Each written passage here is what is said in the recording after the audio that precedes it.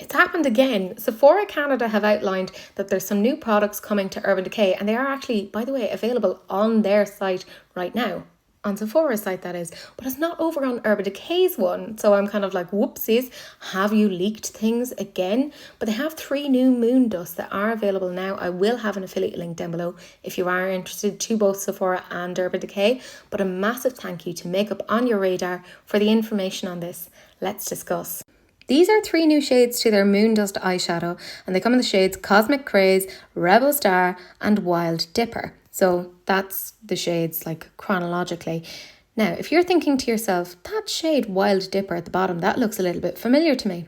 That's because it's the exact same shade that is in their limited edition holiday palette. Yeah, I know. So they're already kind of like duping themselves, and these are going to be here long term. So obviously their plan is that they don't want to have too many people buying the limited edition palette because that works out cheaper. They'll want people to get these singles instead. And I gotta say, that's kind of annoyed me. I do feel though it's good that they're expanding upon the Moondust range because that's their most popular big selling item, and that is smart.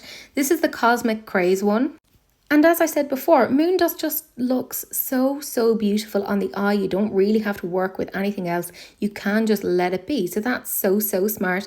And in a way, I'm very happy because they are actually listening to their consumers and giving the consumers what they want, which is more Moondust. But in another way, I'm a little bit annoyed because some of these shades are part of the palettes that they're putting forward for holiday, which is limited edition. So I feel a little bit hard done by. That's right, I'll just whinge about things without any real basis. But on the flip side, it does mean that if you can't get the limited edition palette, there's still hope because you can get the little singles, and actually could work out really well for some people who don't want all of the shades of the palette. So, I mean, there's 2 sides to every story. I'm just thinking about things from my perspective. And it's this shade, Wild Dipper, that they have in one of the palettes that they're putting forward. So it is quite a nice universal shade. And to be fair, I feel like this is the one that people probably would hit pan on that little bit quicker. So probably does make sense that they have it as a single. Like, I'm both glad and a little bit annoyed to see this. Glad in the sense of like, yay, great, fantastic to see them expanding on Moondust. But then a little bit annoyed that it's like, okay, so you actually have one of the shades from the limited edition palette.